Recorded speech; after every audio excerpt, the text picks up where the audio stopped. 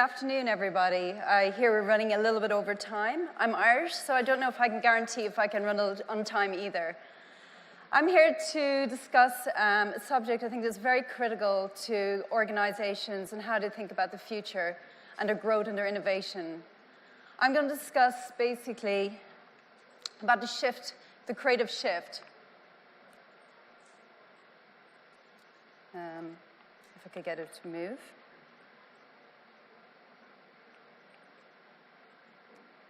Sorry. Anybody here from it? Oh, okay.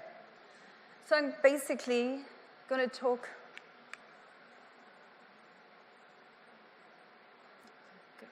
about the creative shift and how place, technology, and people can help solve 21st century problems.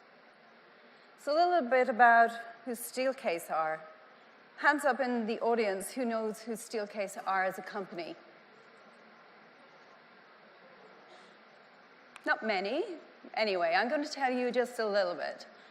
Steelcase is the #1 manufacturer of furniture in the world, and we're the #1 company that looks at workplace solutions. When I talk about work, we design for great experiences for people at work, wherever that work happens. When we talk about you, we are all about you, whether you are a HR director, a headhunter, a CEO, an A&D principal, and we are here to make your job easier and to create better workspaces for your people. The how. Well, we spend more time at Steelcase than anyone observing how people work. We watch them and then we try to understand how we can improve how they work. And we are about love. We spend far too much time in our workplaces not to love where we work. And when you enter on a journey with Steelcase, it's a journey where we want to work with you. We want to learn how to make your workplaces better for your people. And we want to make that journey a journey that you will enjoy and love with us. This is our tagline. It's simple, it's straightforward, it's to the point. It's love how you work. So now I'm going to talk about work, people, and workplace. To be relevant to our global customers, we spend a lot of time, as I said before, studying people, studying how they work in their workspaces. We have observed many macro shifts recently and patterns. Our role is to understand how best we can serve those patterns. So there are major drivers and disruptors happening in the market. One of those is growth. How do companies grow? How can we make them successful? And we know that growth is linked to innovation and culture. They are interconnected, and growth cannot happen without innovation. And without the right culture, innovation is not going to happen quickly or is not going to happen robustly. So this is where the business of place plays a role. What is work to some people? It's no longer a paycheck. It's no longer the place you come to just to access your desktop. It's no longer the place where you come to access your paperwork. It's a place where you want to be, it's where you want to be engaged, it's where you want to see people, it's where you want to connect. It's a place where you generate ideas and you solve complicated problems.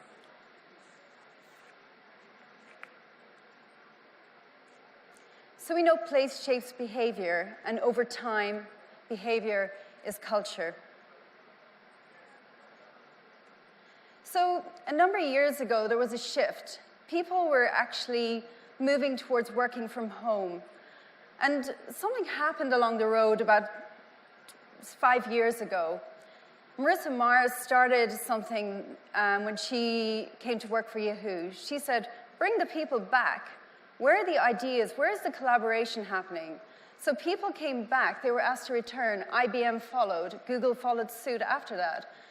So we actually realize now that people work better when they actually are together. There's also a culture change. Never in the workplace is so much diversity happening. There are Here in India, we know that there are 3 generations working together in the workplace, and by 2020, 70% of that will be millennials. Nationalities. Take my team back in Hong Kong, for example. There are 8 people in my team, 7 of us are from different countries. How does that work? How do we serve diversity? And then work styles. Casual has become the norm. People don't want to be in grey cubicles. People want to have choice and control. They want to be able to personalize their spaces. They want to choose what to wear. And then we have this absolutely macro trend of biophilia. And what is biophilia? Biophilia is a trend of bringing nature from the outside in. And a couple of days ago, I was standing in an office in Bangalore. 3 windows I looked around was full of green when I looked out into the space.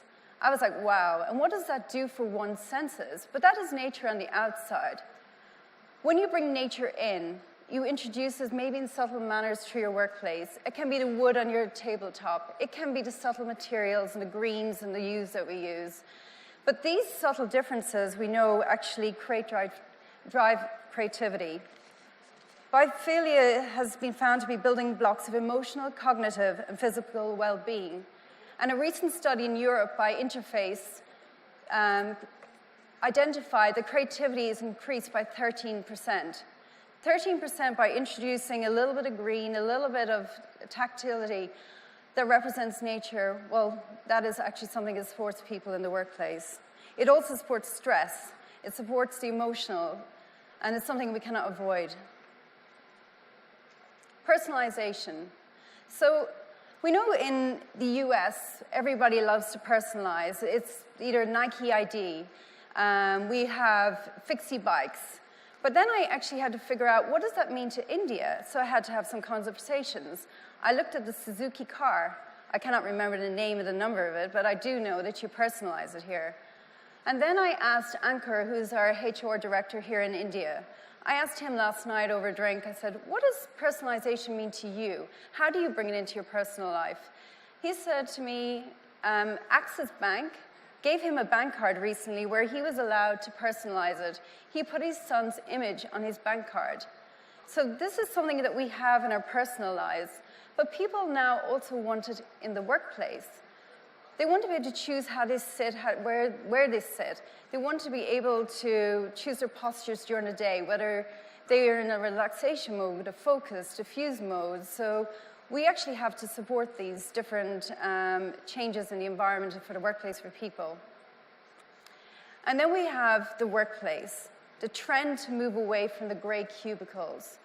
Over the years, some of the generations that are in our workplace, they were challenged by the recessions, by the monotone cutbacks that had to happen. And now they want to go to work because there is a reason to go to work, that there is creative things happening, there is innovation happening, there are great ideas happening. And also we have the young workforce, the people that are coming out of college. These people do not want to go to work for the paycheck. They want to be there. They want to have a place to go to that they enjoy and they can create through. And then we have another major contributor, technology. Technology never like before. PCs, laptops, tablets, smartphones, they are all contributors in how we work and how we work seamlessly between them on a day-to-day level. So today it's called the Fourth Industrial Revolution. And it will fundamentally change the way we live, work, and relate to each other. And in its scale and scope, this technological revolution will be unlike any humankind has experienced before. So we have the introduction of VR, AR, and AI. AI probably being the most threatening because it's the one that people think will replace them in the workplace. And then we have the other aspect, our children. My daughter is 18 months old, and I know that when it comes to her going to university and when she leaves, the job that she will choose probably does not exist today. And then we go back to that question, what will people do? Machines can do everything. So this is why we have this shift to creative work. Leading organizations know we need to think differently. They know we need to actually look at how we work in our workplace and how we create value. I looked a little bit at India, and there is the word jugaad, which I've only learned in the last couple of days.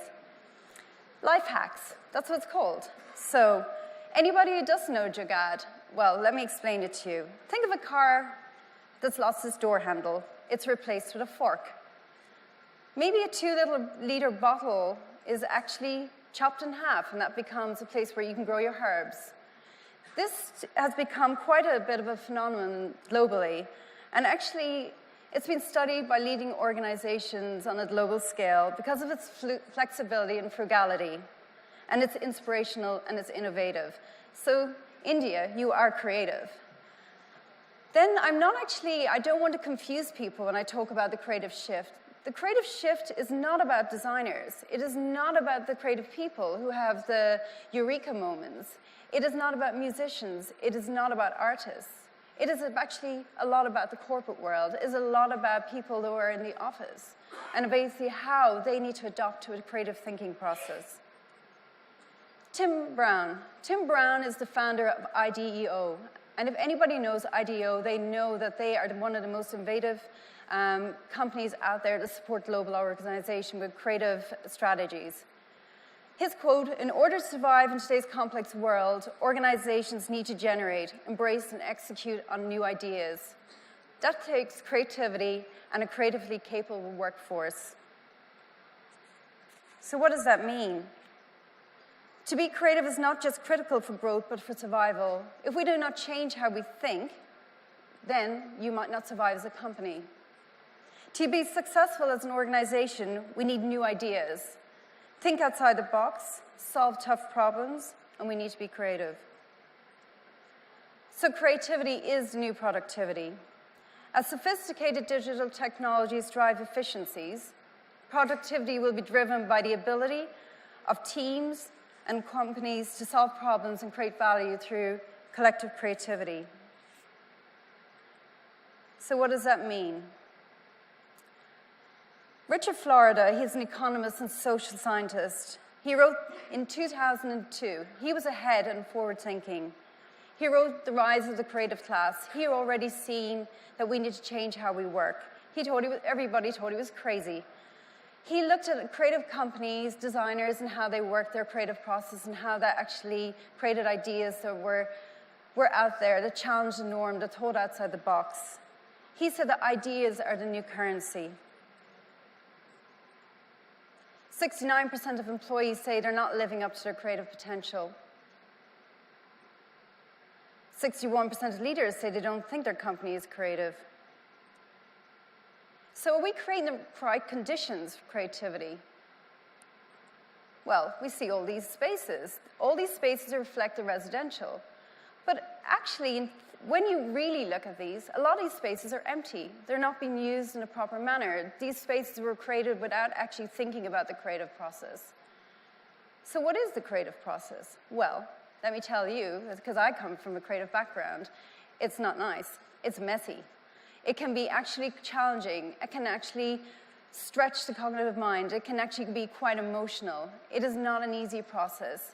And there is the me, and there is the we in us. There's 3 types of collaboration. There is informative, there is evaluative, and there's generative. But do our places really serve the needs of the people that need to think like this? Think about it. And then there's the diffuse, and there's the focused. Diffuse, that's the time when we're in the shower. That's the time when we're on the bus. That's the time we're in our daydream state. And actually, that's the time when we're actually thinking over some of the brainstorm we've had with our team, and that's where we're actually starting to do passive thinking. And then there's the focused thinking. This is where the ideas are being whittled down. People are broken away, but actually we're thinking that we need to get away from the neighbor next door and actually have some quiet time and focus on actually how to make those ideas a reality. And then there's the divergent and converging of ideas, where the ideas are thrown out there wide. And then we take those ideas and we bring them all back together again. So, yes, the creative process is not easy. But at Steelcase, we've studied it, and we have actually looked at how to support these different stages of activities of creative work where people need an ecosystem of space, of interrelated spaces and devices. So this is where technology and place and people come together. So let's take a look at the axis. We have the me and the we. We have technology. And we have the cloud. The cloud scares us sometimes, but the cloud is there. And then we have all these spaces that we have created. So at Steelcase, we have created 5 creative spaces that are proven to help the creative process. We've also worked with tech giants like Microsoft and some of the markets globally to actually support this thinking. We've created a focus studio. This is the place where you go to lock yourself away, to think about those ideas. Your neighbor across from you in your desk is a little bit too noisy, so you want to get away from them. The ideation hub is where people come together to co-create. Sometimes they're in the same space, and maybe through technology, they're in distributed teams. The dual studios where 2 people can come together. This is where they actually work side by side, shoulder to shoulder. Sometimes they break away to work on their own. Sometimes they may actually go into a more relaxed state. And then we have the Maker Commons. This is nearly all 5 spaces in one. This is where we have a lot of brainstorming, collaboration, breakaways, some breakout time. And then we have rejuvenation. This, again, goes back to diffuse thinking. Rejuvenation space is one of the times where you actually need time out and you actually need to contemplate those passive ideas. So we're creating a culture of creativity. It's about people, place, technology. It's about the well-being of our people. It's about to place the ecosystem of spaces where they can have choice and control and they can work. It's about technology. It's about being smart and connected and how that technology can work together seamlessly. And everybody has that innate creative capability. When creativity is supported, it becomes a habit. The result is strong business growth. We know that. The results are there. So we know the future of work is creative, and we know from Steelcase, love how you work.